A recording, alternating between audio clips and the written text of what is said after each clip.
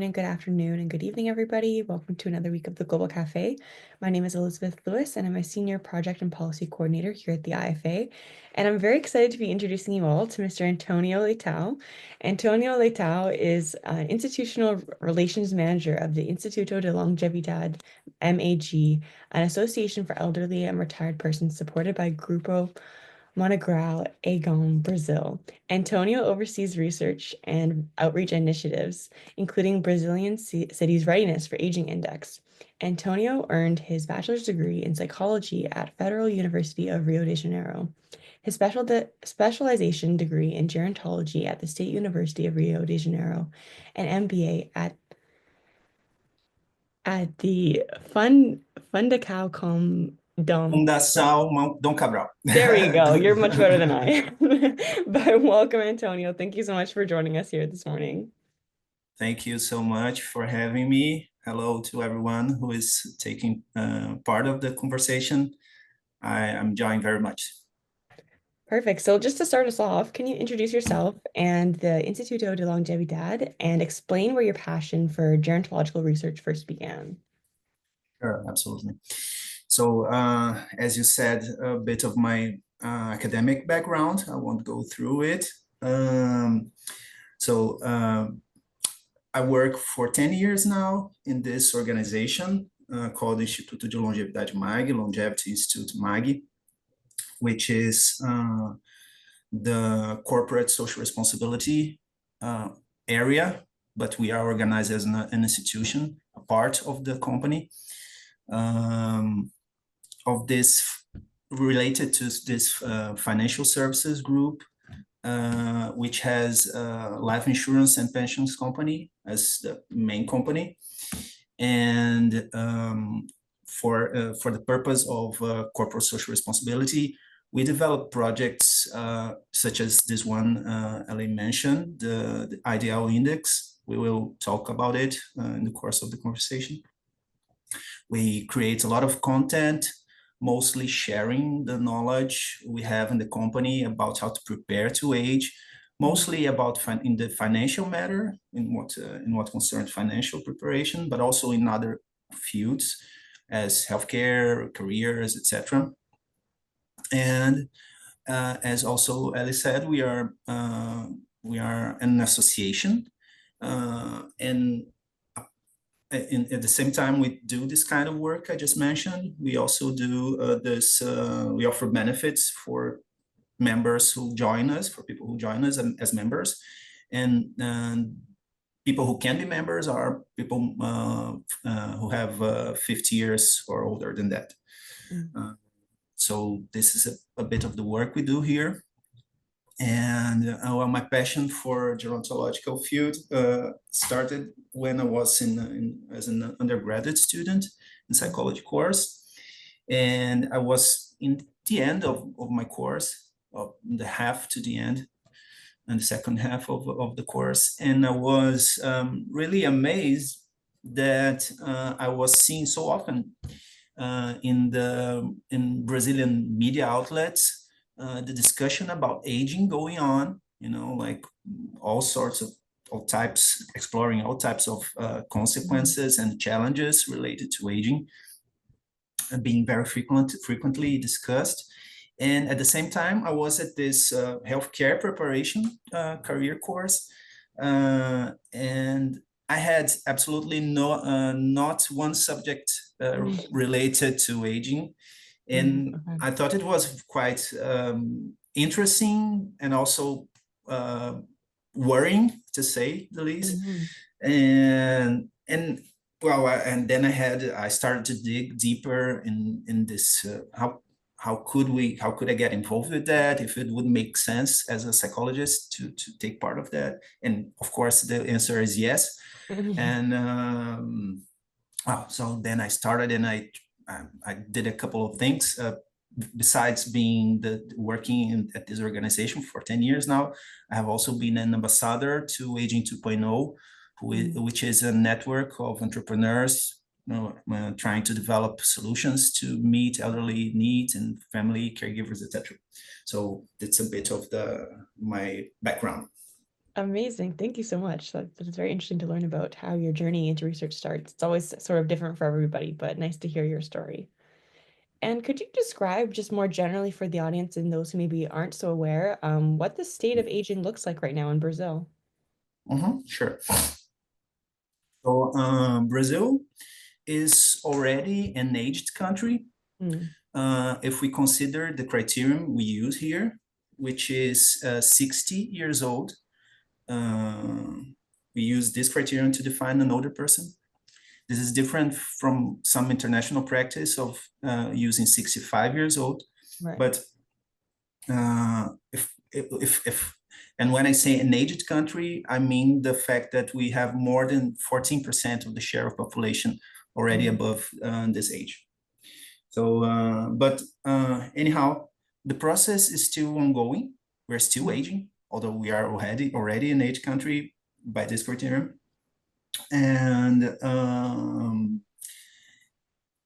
the point for us is that this process takes part goes very fast. You know, we're facing a very fast aging process, and at the same time, we're living this process in a context of competing social priorities.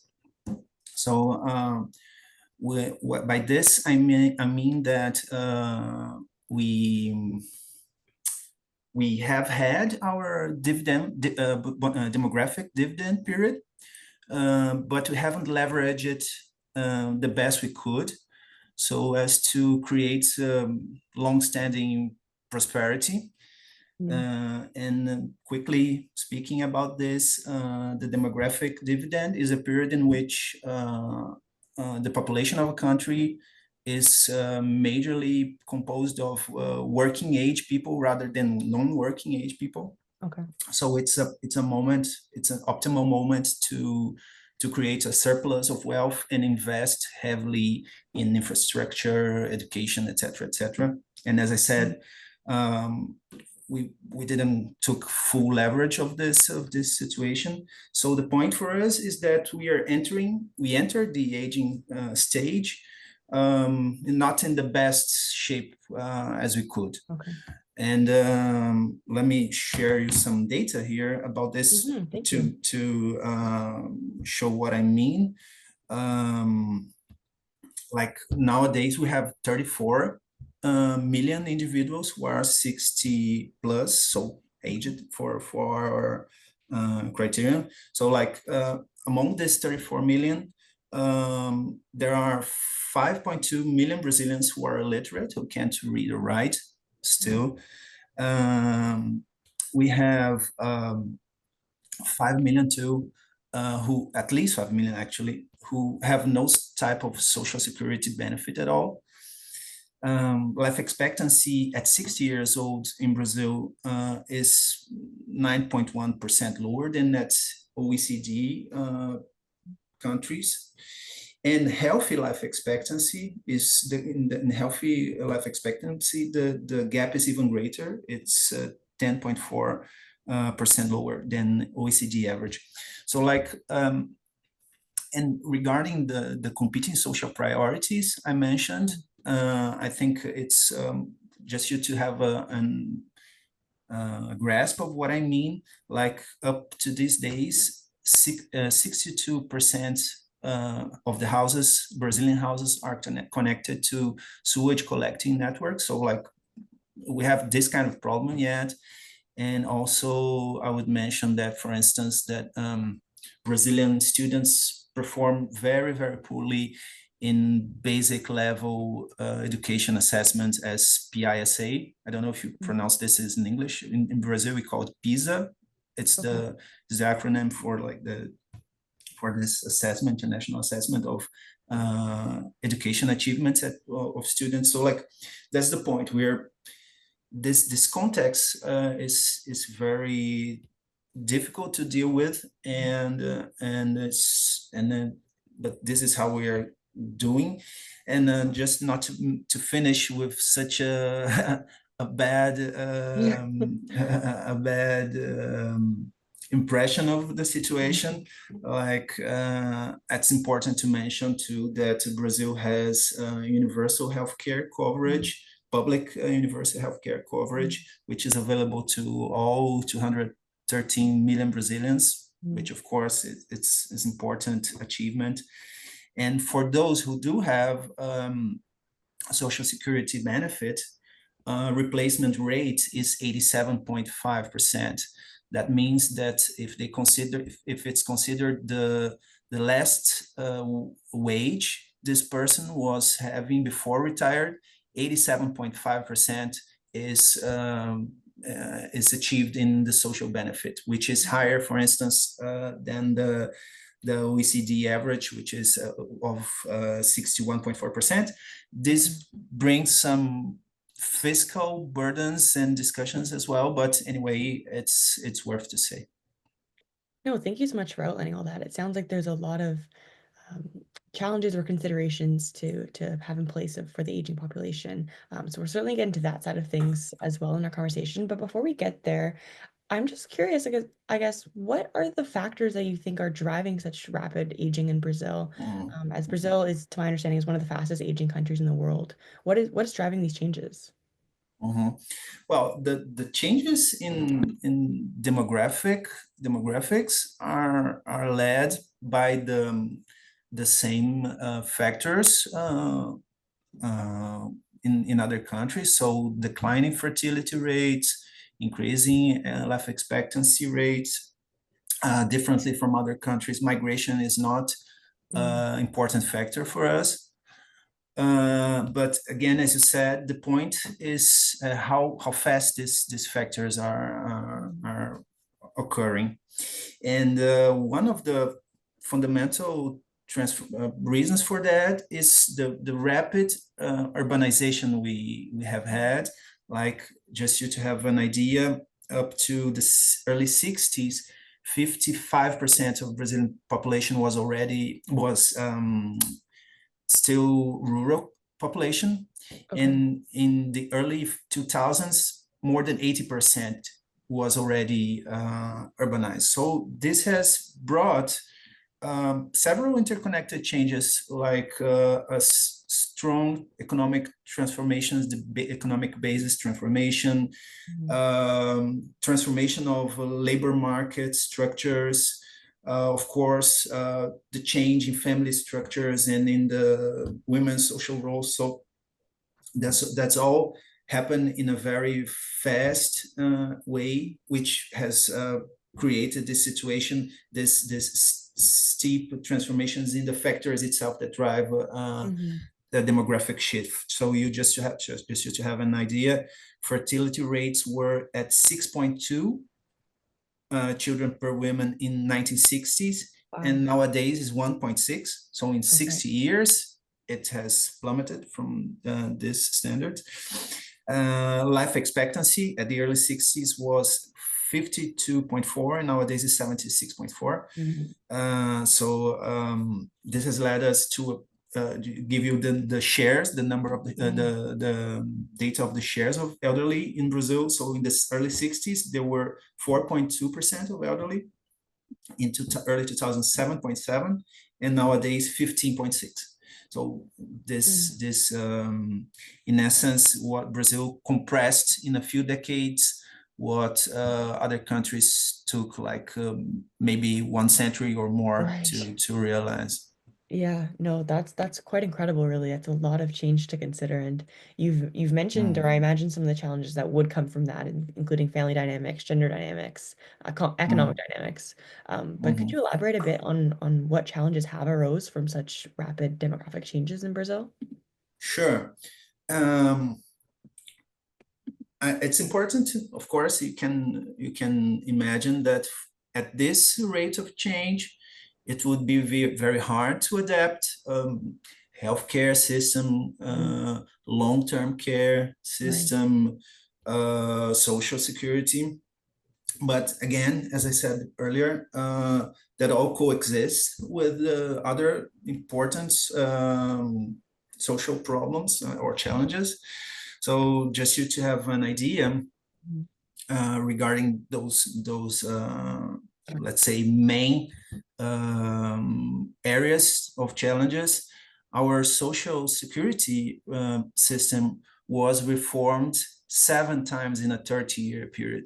Wow. Like we had up to the second half of last century, like 10 working age individuals for each retired person.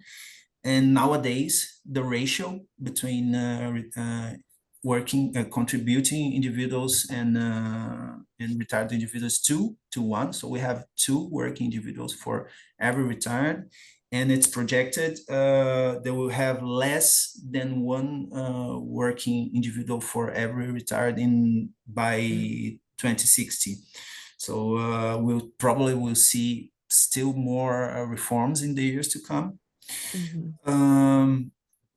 Another example, I think I like to mention, I think it's interesting, is how the difficulty we have to prepare to develop specialized personnel.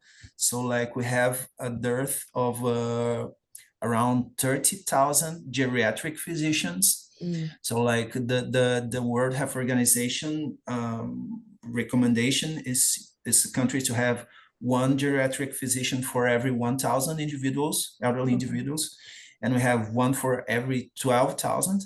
Mm.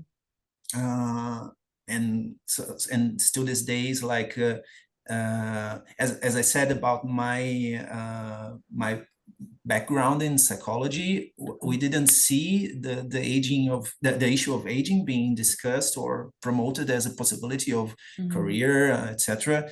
And this is changing, of course, but not in the as fast as we should. So like regarding physicians formation, like less than 1% of training physicians take geriatrics as their option. Oh, wow. And another important challenge is, of course, caregiving. So Mm-hmm. like still these days, caregiving falls majorly upon families. We have also a big dearth of long-term care facilities. Only 1 at every 3 cities has a long-term care facility in Brazil. And of course, this impacts still these days mostly women who leave their career, and of course, this creates a lot of challenges for them in terms of future financial security, economic productivity for the country as a whole. So that's a bit of what I could say about this. Thank you so much. And just now that we're on the topic as well, in terms of the lack of long-term care facilities, what do the typical care dynamics look like in Brazil? And I know you mentioned the responsibilities typically fall to women or family members, but could you describe a bit more what that care context looks like in Brazil? Yeah, I think that as I said, long-term care facilities are lacking, as I said, but even those that exist, there is still a lot of prejudice, Mm. cultural prejudice towards it. So like I've been hearing from professionals working or entrepreneurs trying to develop long-term services, like people feel very guilty Mm-hmm. uh, about this, about leaving their older ones in a long-term care facility. Mm-hmm. Um, I think this is worth to mention. Um, Another important fact about long-term care preparation and how to deal with this is that there is not yet professional. You, of course, you do have healthcare professionals who are in charge or are involved in the long-term care, in caregiving, but the caregiver profession is not yet formal in Brazil, and this brings a lot of challenges as well. At the same time, you have a situation where a lot of domestic workers who are not formal, who have a very informal situation in Brazil. With the aging factor, they see the becoming as a caregiver professional as an opportunity. But again, there are no there is not a formal or a structured curriculum for them to follow. So like it's a bit of we still have to organize and define important processes in society so as to be better prepared in long term in caregiving issues, etc. Mhm. Thank you. Thank you for explaining that. And I want to sort of jump over to the conversation of the IDL index. But first, I just see a question in our chat here from one of our cafe Mhm. regulars that I want to Sure. address. So we have a question coming in from Shmuel that is asking, how are authorities of Brazil trying to fight against ageism? Is there a reduction in discrimination of older adults? Is this undivided part of national policy of government in Brazil? So I guess a Uh, large question of how Brazil is working to fight ageism and if it is a part of national policy. sure. Um, well, we do have Brazil not only regarding aging. But we commonly say that Brazil has very good legislation for many things, Okay. but sometimes it lacks a bit of executing the legislation. Like so, uh, we do have, for instance, like a legal framework for everything that is related to elderly, and certainly ageism is also addressed in this legal structure, and it foresees that people should be punished for ageist practices, etc., ageist practices. Um, but actually, it's something that it's and I think it's not only in Brazil, to be honest. I think that it's something quite common in many countries, of course, Mhm. with different nuances in every place. But I think it's deeply in our hearts and souls. Yeah. So like, but I see that the process of aging itself creates momentum for us to discuss more broadly and more deeply, and also, of course, to review practices. So, for instance, I've been seeing, I've been noticing a lot of discussion, for instance, connected to the working place ageist Mhm. practices. And of course, this is something that has to happen since we have this fast rate of aging. The average age of working individuals is getting higher, Mhm. and there are areas in which specialized knowledge is already, we see already a dearth of professionals. So like you have to have to use people's resources as much as you can. So like I think that we still have a way to go, but uh, and we do have, answering more directly the question, we do have policies, etc. But the changes may be a bit too slow, but it's happening. Okay, yeah, thank you for outlining that. And feel free, anyone else, to put your questions in the chat, and I'll be happy to ask them forward as well. But just moving forward, can we move a bit more to the center, Longevidad MAG, and describe what the IDL index is and how Sure. do dimensions like health, economy, socio-environmental factors reflect the readiness of cities to support their aging populations? Sure, absolutely. So the IDL index is an assessment index that its aim is to identify how well our city is doing in offering quality of life, good standards to aging population. And as you said, it is we divide the areas of evaluation in those three areas. So like healthcare services, social and environmental and economic. Actually, the index has suffered some changes in time. So we have had three editions of this index in 2017, 2020 and 2013, 2023, sorry, and we'll have the following year, another, the fourth.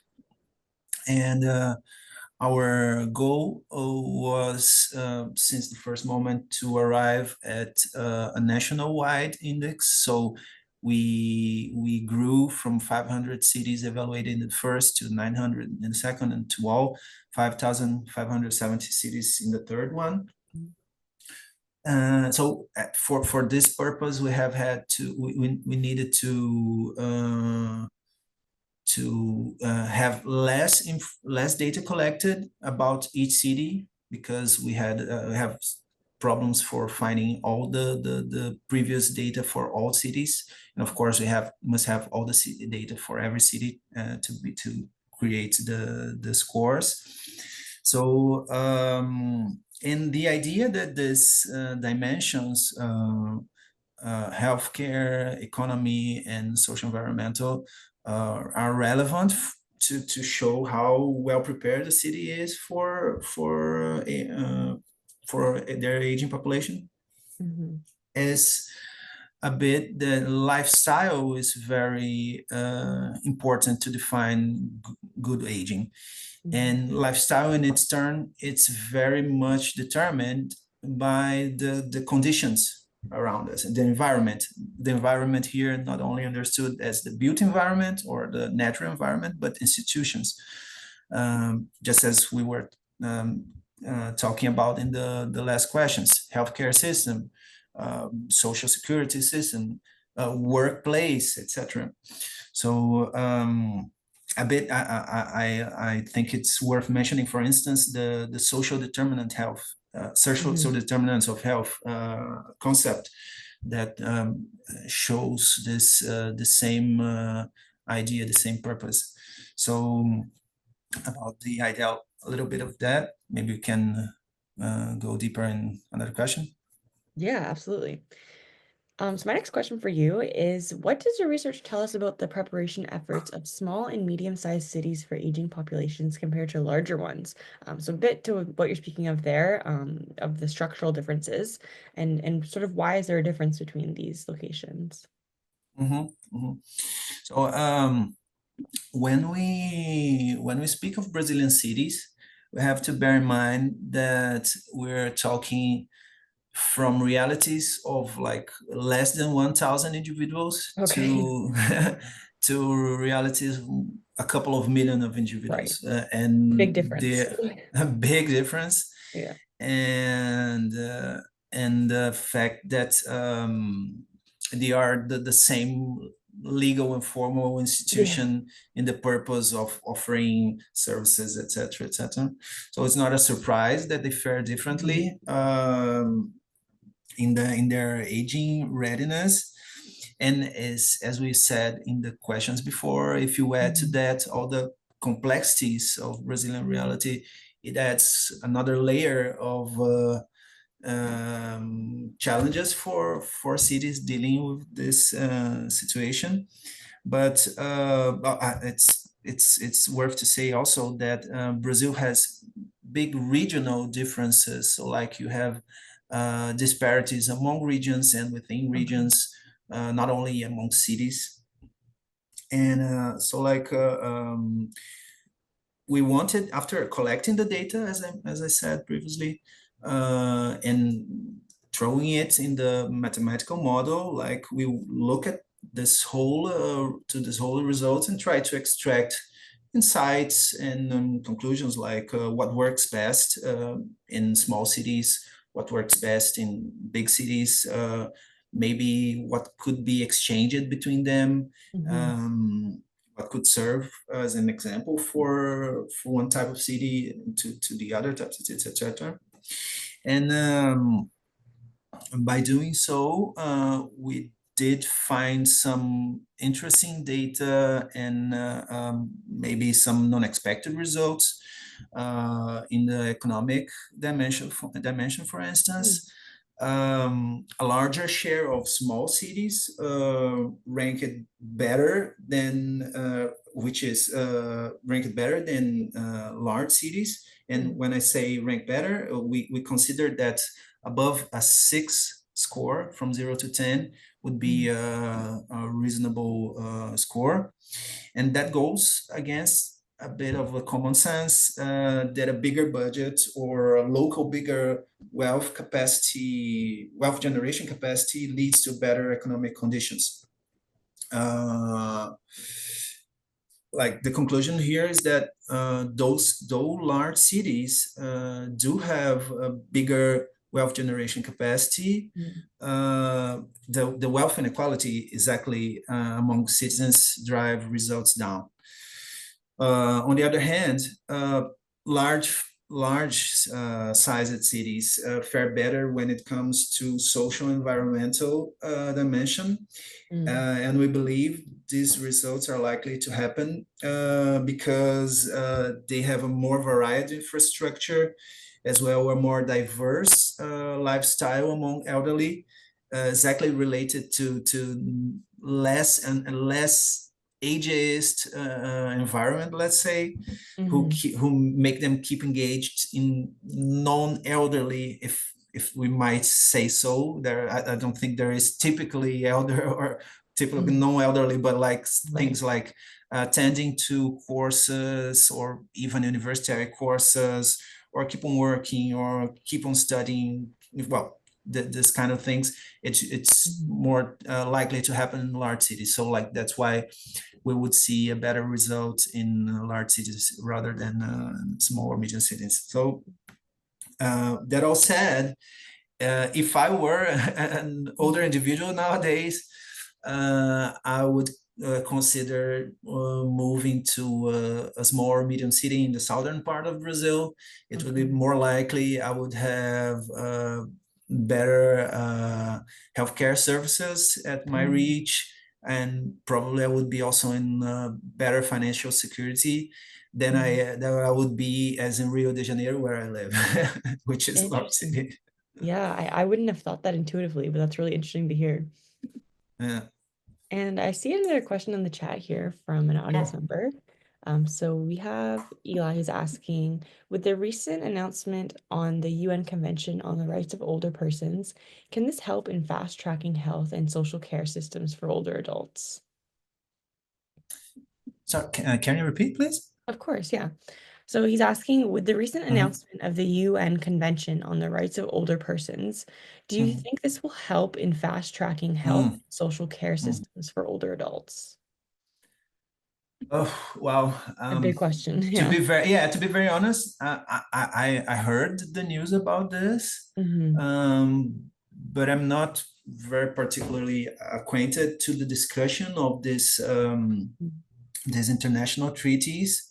Um, I would say though that I think it is important. Like I see many organizations involved in this discussion. I think it's having such a recognition, like an international convention, uh, certainly helps bringing awareness and raising awareness, and maybe for countries which do not have legislation, specific legislation, it will steer a little bit of movement, like, oh, maybe we should create something here. Uh, but as far as I'm concerned, this kind of treaties do not have a legally binding effect. So like you may sign it, and it's like you are saying you recognize the importance of this these issues, but it won't bite you if you don't do anything, you know, like. Mm. And maybe sometimes the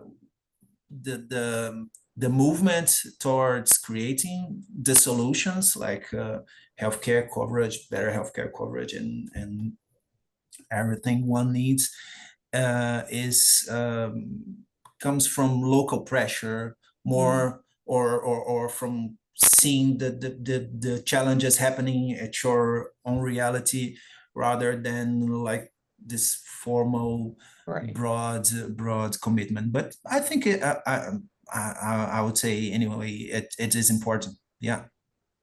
Okay, thank you for that.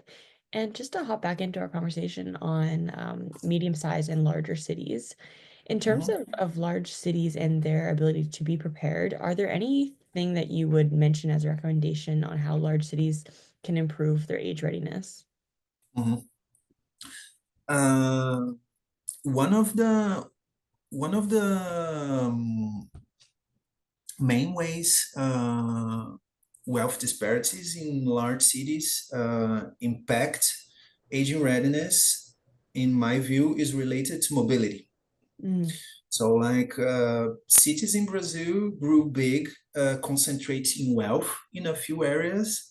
And by wealth here, I mean not only money in people's bank account, but also access to job opportunities, access to services, etc. And also, cities grew big by in a car-centered model, often lacking other means of transportation. So, like the result is that the poorer you are, the more likely it is you will live far from these opportunities. Mm. Uh, and literally, it's more difficult to arrive and to access these opportunities. So, like, and this, of course, can be even more serious problem if you are an old person. So, like, if I take one accurate step to change a bit of the problem of wealth disparity in cities, which would in turn transform into like a better aging preparation, let's say, it would be tackle economic inequality by addressing mobility, Mm. so that people from any part of the city can access services Mm. and opportunities as well. Mhm. Mhm. And my next question is, what's sort of next for the ideal index? Are there any Mhm. plans to include different indicators or increase the data or expand to other countries even? Sure. Um, as I said, the index has an expected edition to happen next year, 2026. Um, we have reached in the third edition our goal of transforming it in a national-wide index. So, and we want to keep on that. So we are in the second half of this year, 2025. We start looking at the bucket Mm. of indicators and well, see if we would change something. I don't think it's likely we will increase much the data, meaning we won't bring more indicators, Mhm. because as I said, in the course of the editions, we actually had to diminish the number of indicators in order to have every city evaluated. But we always in the preparation of the research, of course, we always look at the indicators and well reflect if we should change something Mhm. to make it better. Um, we do have an idea. It's not yet. It's more a sketch than a project yet. To create an index and a similar index only for capitals of states in Brazil. That would somehow keep the idea of a national-wide index, but focused only in capitals which have a better capacity of data generation. So we could create like similar, still different index to evaluate only these big cities, these important cities, and at the same time having more data, which would turn, of course, more interesting and more, how can I say, telling of how the cities are really doing. Besides that, we're based in Brazil, so like our range of we keep in the country, range of analysis. Yeah. Thank you for that. And I see another question in the chat here from Ruben. If you want to unmute to read your question, you're welcome to. Otherwise, I'm happy to read it for you. Hello, everyone. I would like to understand, because Mr. Antonio talked about data collection and analysis. So from the perspective of a startup, what are the needs for a digital solution to comply with Brazil LGPD? So for example, is this the accessible health information a topic in Brazil? You are already addressing it or not? Just to understand a little bit more from the perspective of a startup that is developing solutions for carers, for example. Okay. Well, first I must say that the data we collect for the sake of this research is not personal data, so it won't fall in the realm of LGPD. LGPD, for those who are not acquainted with, is the Brazilian legislation for data management, individual data management. And again, the data we are dealing with in the IDL index is public data. We do not generate data in the research. We collect data from public sources, and we process them in the mathematical model that we did develop. So like, but we do not generate, and we are not dealing with individual or even group, specific group indicators.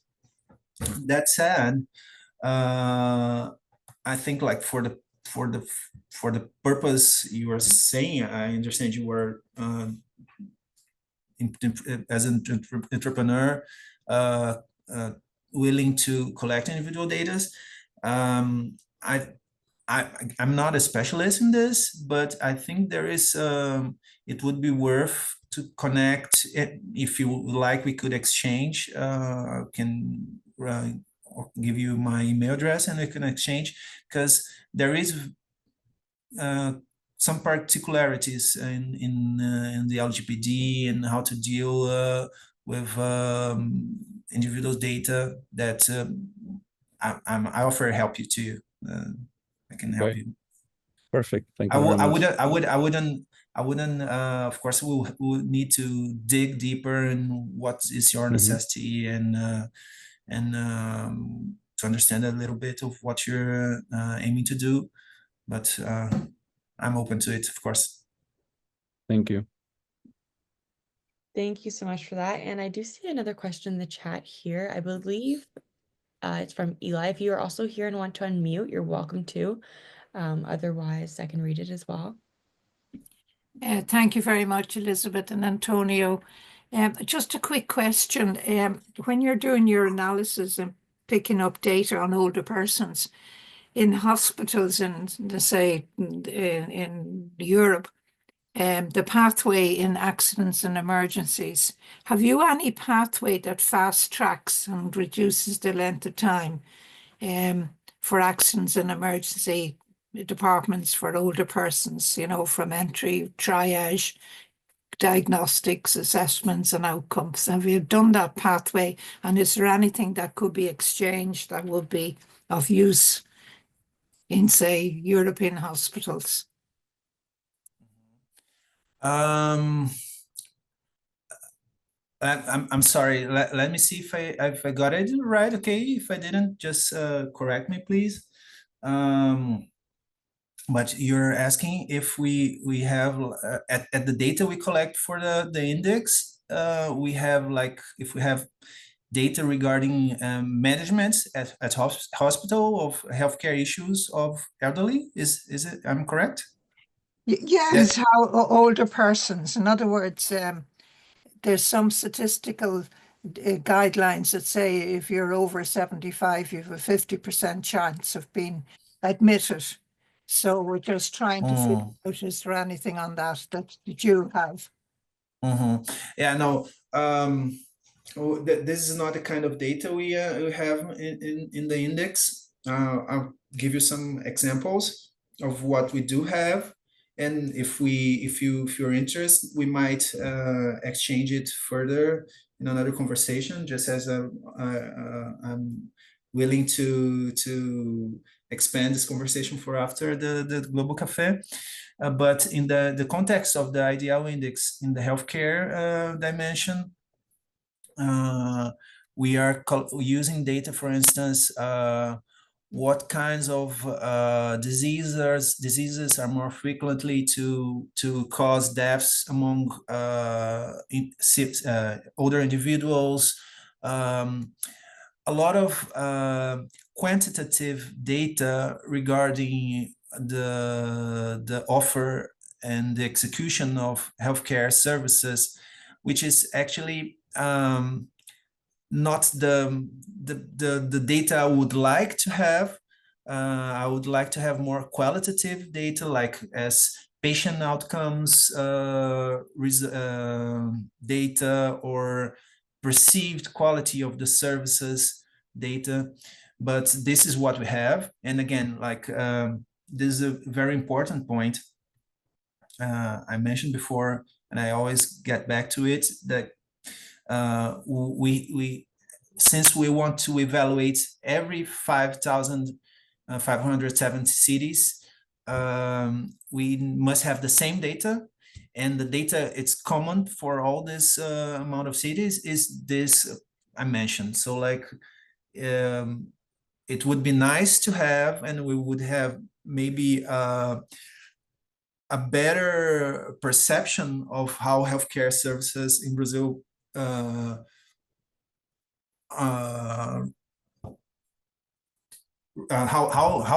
well are they doing instead of the data we do have. But this is what we got. So but is Michelle who spoke? Was it Michelle? It was okay. Eileen, okay, so I'll write just in a couple of moments my email here, and for anyone who would like to contact and exchange after the Global Café, it will be a pleasure. Thank you, Antonio. And just being mindful of the time here, I have a couple last questions for you. So we're moving towards the end here, but if you have any takeaways for your research on policymakers directly, what would your advice for policymakers be? Regarding the IDL index, you mean? Yeah, and regarding the data that you've had from the IDL index and sort of the fear of aging. I think there is one important takeaway we have from our research, and which is endorsed by other researchers. Like our research is very specific to the reality of elderly person, but we know that not only resources or services that are targeted to elderly affect their lives. So like other important issues which are not specific to elderly also are important to evaluate their lifestyle. Like I think that I would say that care structure is important infrastructure. This is the message we want to spread among policymakers. And if you have affordable and accessible care services, meaning here long-term care services, but healthcare services as well, it will benefit older persons, but whole society in terms of economic growth, economic productivity. Like for instance, if you have care services, as we discussed in a couple of questions ago, like we have care services, you can have every adult to working age individual indeed working instead of caregiving. Not that caregiving is a problem or is something that shouldn't have participation of family, but of course not in the sense it should prevent this person to have their career, etc. So care structure is key. Yeah, yeah. And in terms of sort of the future, where do you envision a truly longevity-ready Brazil in, say, 10 years from now? And how would you encourage other country leaders and policymakers to learn from the Brazilian context? Sure. This is not an insight exactly from the research. Also from the research, but again, from a more broad view, I think that better prepared cities for elderly in 10 years will have invested in expanding their green areas. Why is that? Because in expanding green areas, you will tackle several problems at once, like cities with more green areas stimulate people to move more often, and that means better health conditions, which means less health expenditures. Green areas mean more mental and brain health, and this is less of a burden to manage. Green areas of course, diminishes climate risk. And again, this is less problem to manage. So I really think that if the future is to be gray, it must be green too. And this is not a or issue. This is an and issue. So like, lessons, I think that policymakers from other countries can have from Brazilian experience, I would mention, are first, the importance of having at least basic healthcare coverage, universal healthcare coverage. Like in our case, it's a complete healthcare coverage, public healthcare coverage, which also brings challenges for us of funding and of quality, but still it is a complete turning point for us. It's been a complete turning point. Like I think for instance, during the pandemics, if it wouldn't our national healthcare system, vaccination would be much harder to reach every small cities across this huge country.